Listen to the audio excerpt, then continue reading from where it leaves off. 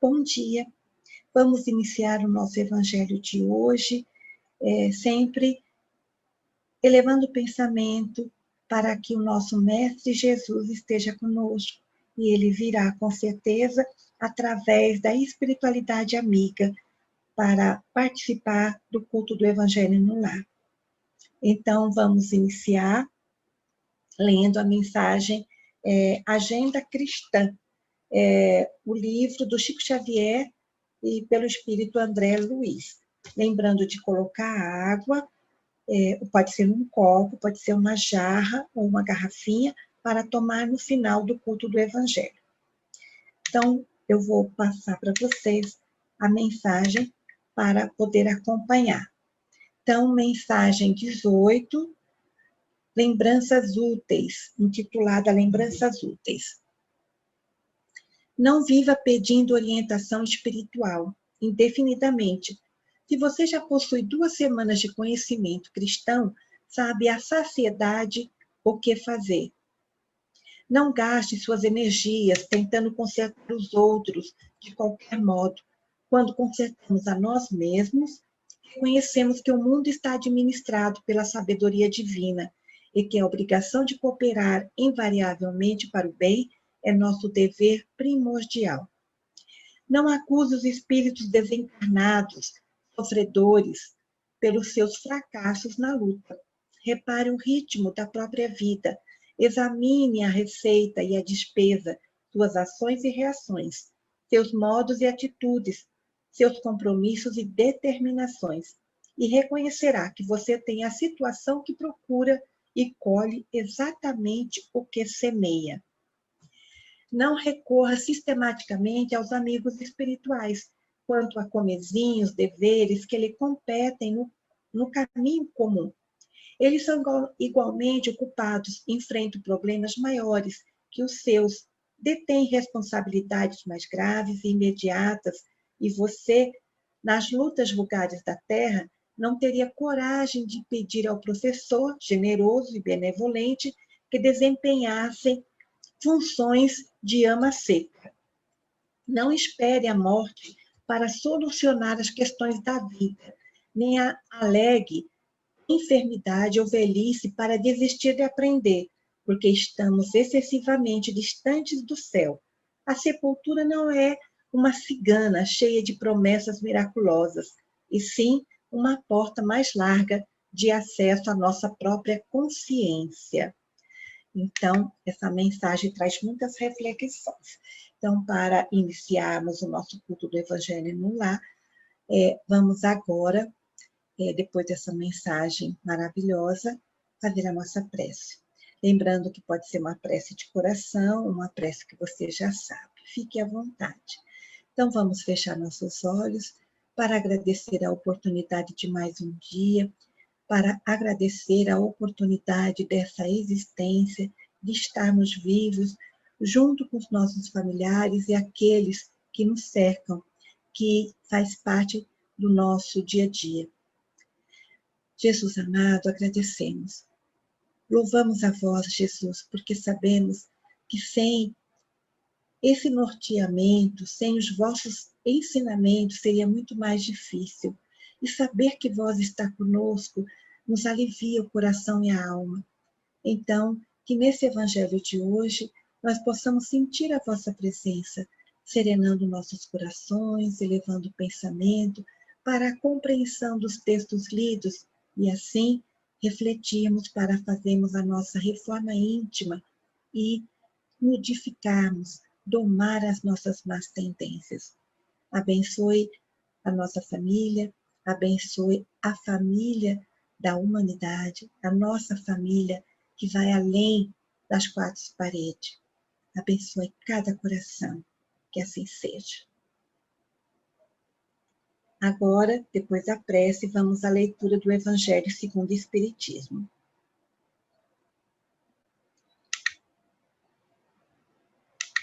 Eu estou utilizando, no culto do Evangelho no lar, o Evangelho segundo o Espiritismo, mas pode ser utilizado a Bíblia, pode ser utilizado o Novo Testamento, contanto que uma vez na semana, no mínimo, se faça o culto do Evangelho no Lar. O horário e dia você escolhe.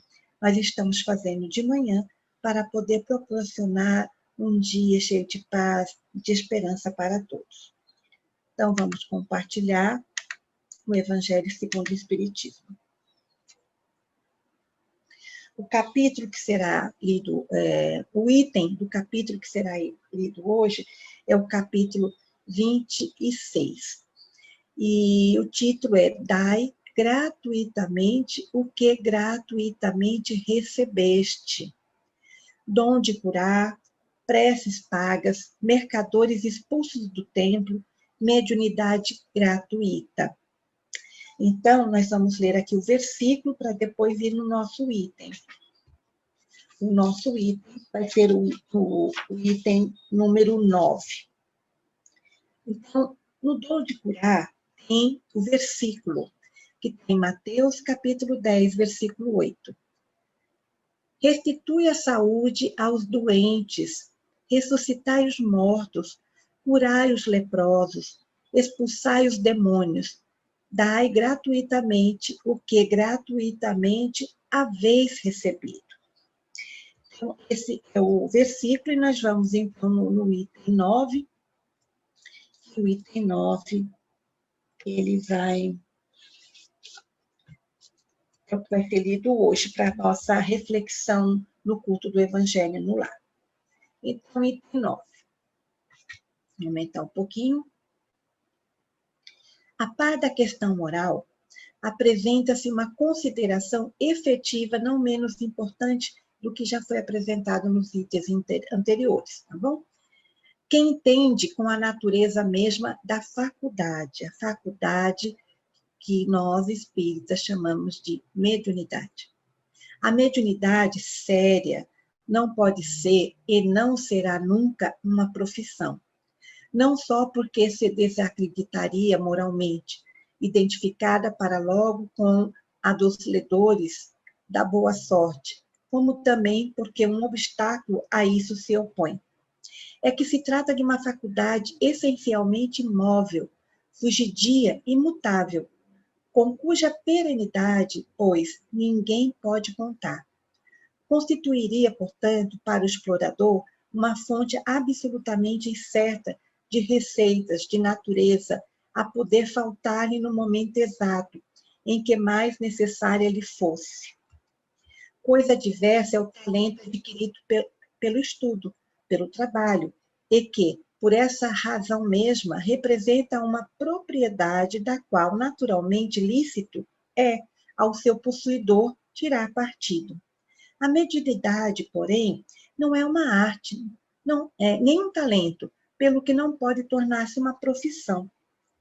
Ela não existe com o concurso dos espíritos. Faltando estes, já não há mediunidade. Pode substituir a aptidão, mas o seu exercício se anula.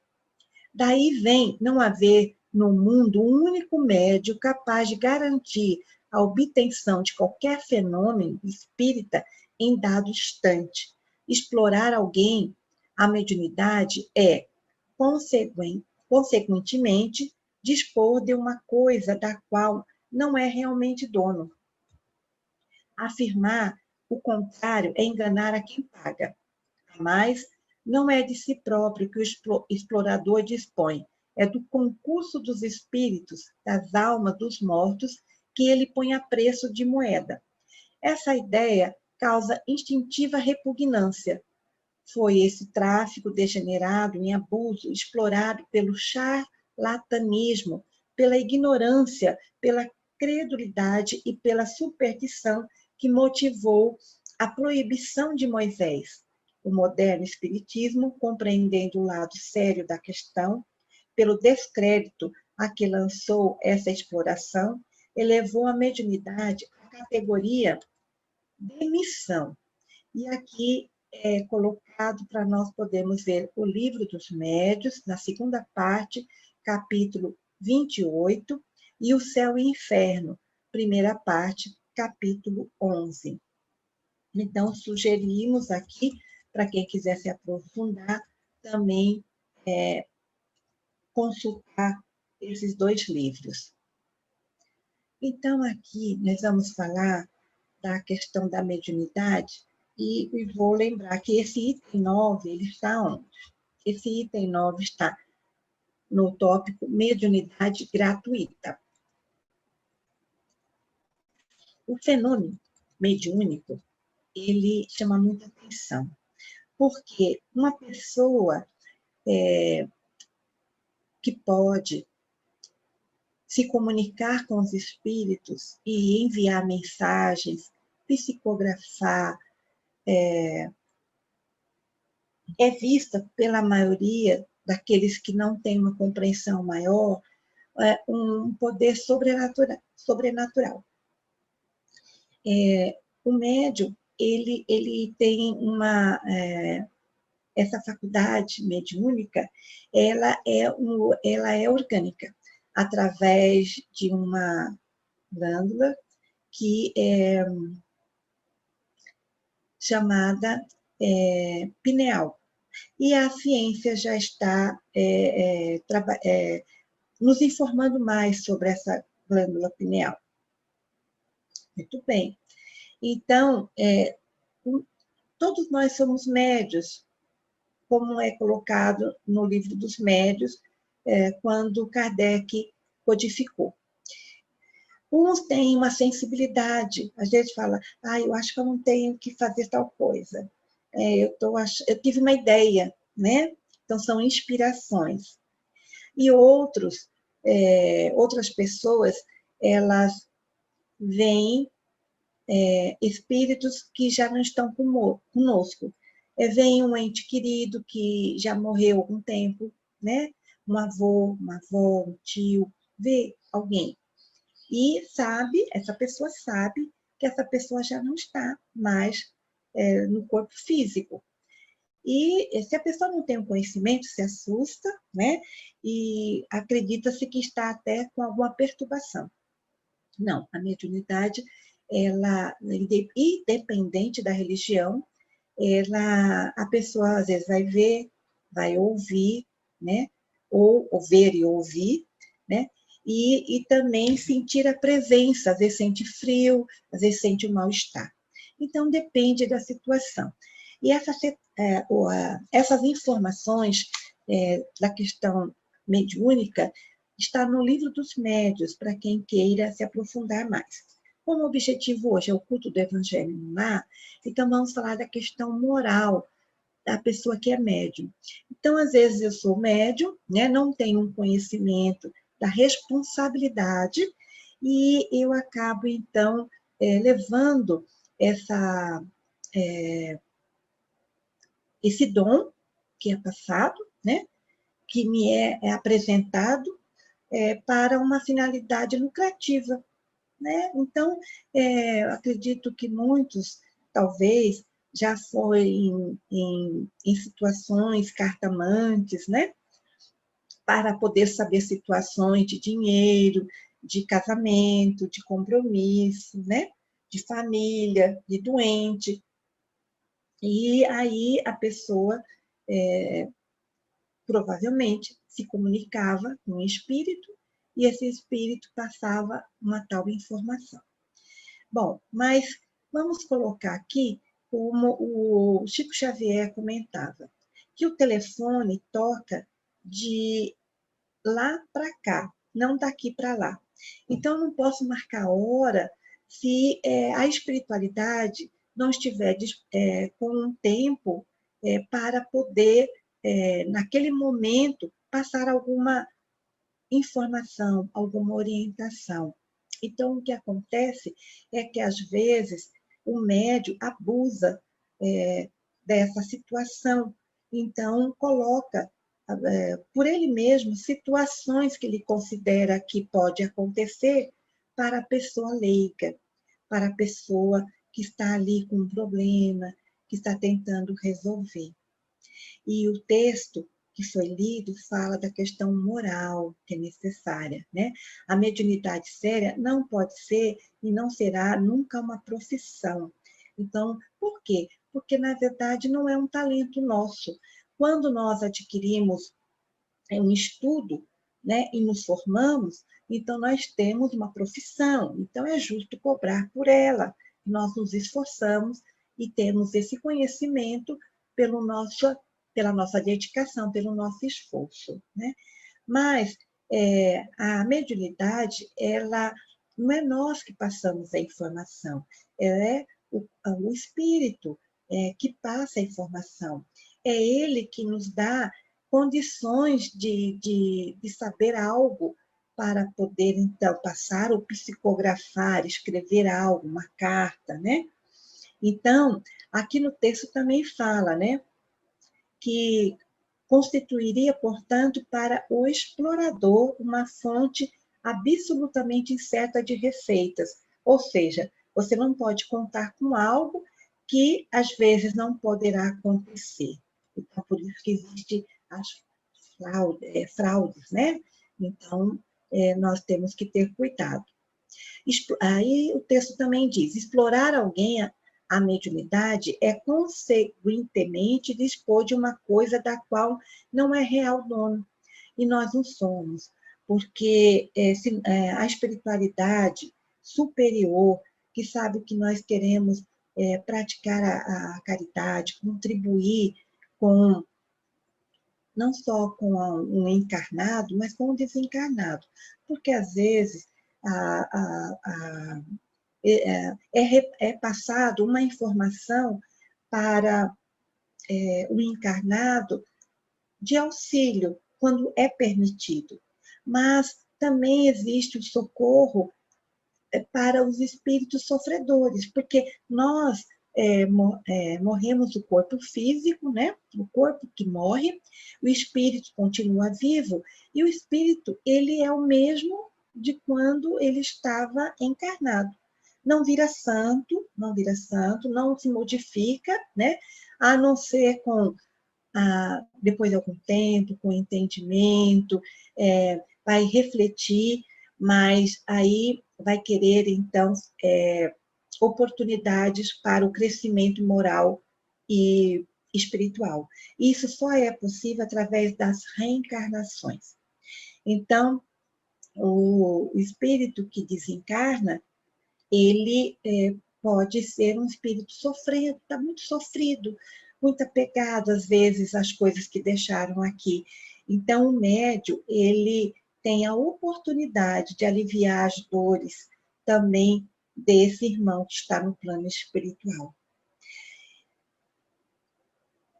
Além disso, também é apresentada aqui no texto a questão da proibição de Moisés. Então, naquela época, né, se nós pegarmos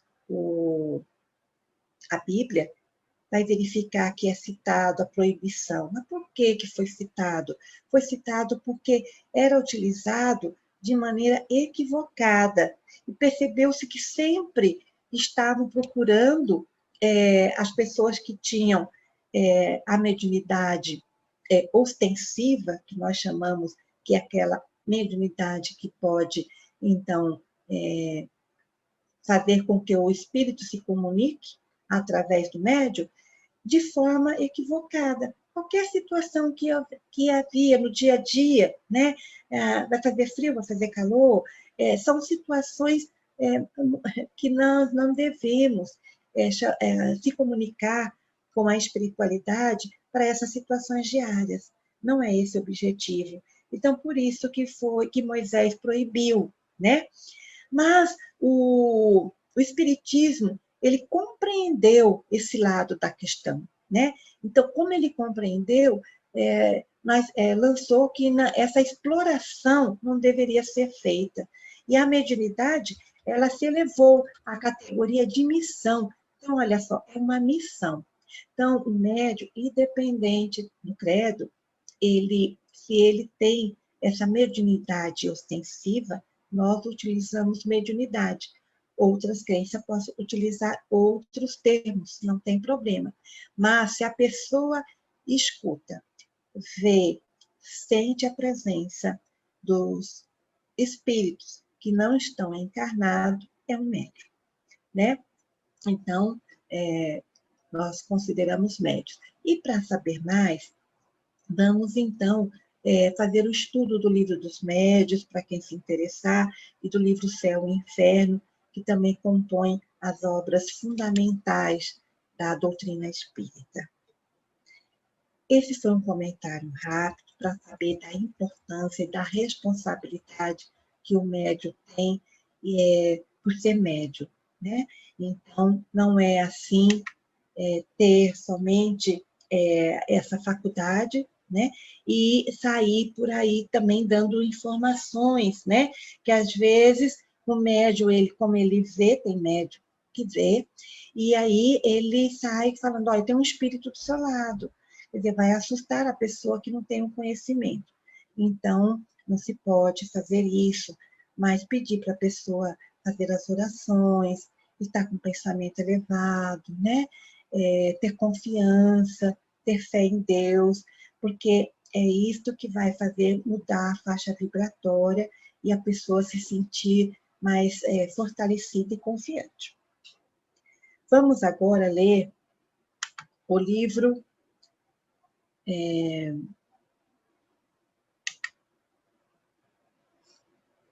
Vamos agora ler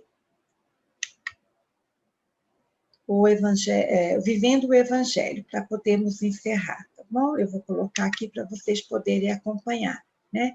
Tem também, antes disso, antes do Vivendo o Evangelho, no livro de Esperança, vou colocar aqui para vocês, no livro de Esperança, pronto, do Chico Xavier Emmanuel, comenta a seguinte situação quanto à mediunidade. No que tange à luz, o espetáculo é acessório, vale o proveito, ou seja, o fenômeno sempre vai chamar a atenção, mas vamos aproveitar, né? Em matéria de mediunidade, o fenômeno é suplemento, importa o serviço, né? O serviço é que é importante. Em qualquer tarefa das boas obras, deixa, pois, que a mediunidade te brilhe nas mãos. Entre a lâmpada apagada e a força das trevas, não há diferença, se nós não soubermos utilizar. Então, aqui tem essa mensagem do livro das Esperanças, né? Referente também à importância da mediunidade, o compromisso de cada um. Vamos agora ler o Vivendo o Evangelho.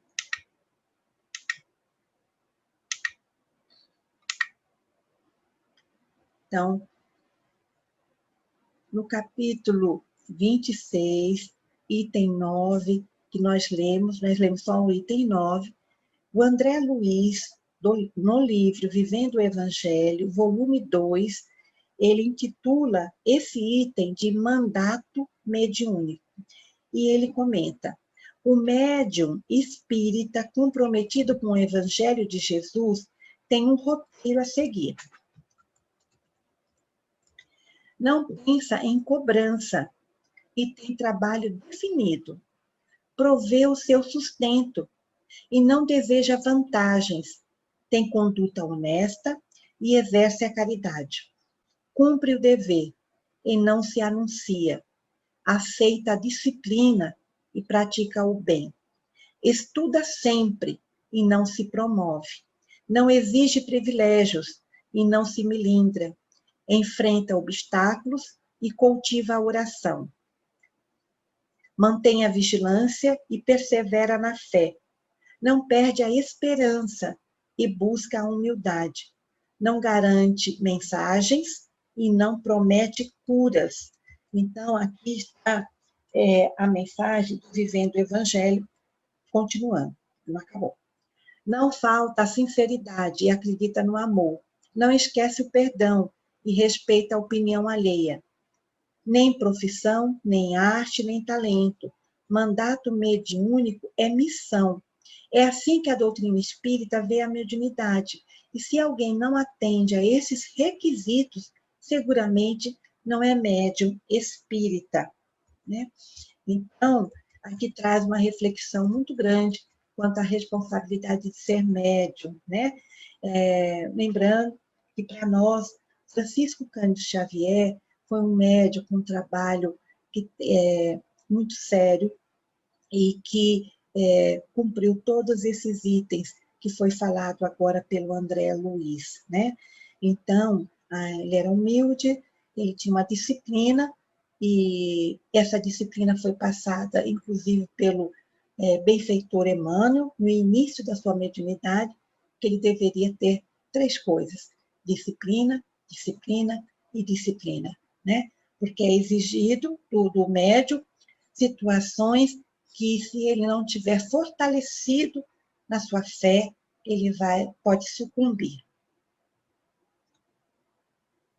Então, esse foi o culto do Evangelho de hoje, para podermos pensar, né, quem é médium, quem conhece médium, quem procura, às vezes, médium para resolver os seus problemas, vamos repensar. Vamos repensar, porque Deus nos dá condições de resolvermos. A nossa cruz, ela é de acordo com a nossa necessidade. Por isso que Jesus falou: pegue sua cruz e segue-me. Ele não diz só segue-me, porque cada um tem a sua situação para resolver, e ela é pessoal, ela é única, ela é de cada um. Então, vamos fazer a nossa prece de agradecimento do culto do Evangelho de hoje. Fechemos nossos olhos. Continuemos com o pensamento elevado. E assim, Jesus, nós agradecemos por estar participando desse culto do Evangelho, nos inspirando a compreensão maior. Que aqui, Senhor, possamos então nos deixar envolver para ter uma fé raciocinada, uma fé no qual nós vamos procurar tirar nossas dúvidas para poder ter uma compreensão maior. Agradecemos, Jesus, a vossa presença, a espiritualidade amiga, e permita que esse dia seja iluminado de paz, serenidade a todos nós, a toda a humanidade. Abençoe, Senhor, cada um dos nossos irmãos que estão mais aflitos, mais angustiados do que nós. E se nós, Senhor, ainda não conseguimos ter essa confiança, que possamos, então, ser amparados pela misericórdia divina para que isso aconteça. Obrigada. Ilumine, Senhor, aqueles que estão com pensamentos diversos, de angústias, de aflições, de maldade, de não perdoar. Que possa, Senhor, trabalhar em nós essas situações, e assim podemos ser melhores cada dia mais. Obrigada, e fique conosco no decorrer das horas de hoje, e mais que nós possamos sentir a vossa presença, que todo momento está nos abraçando, nos envolvendo. Que assim seja. Graças a Deus. Vamos tomar nossa água, tá bom? Às vezes eu não tomo com vocês, mas a água, ela já está magnetizada e ela vai nos acalmar e nos preparar para as situações diárias. Que Deus abençoe a todos. Até amanhã.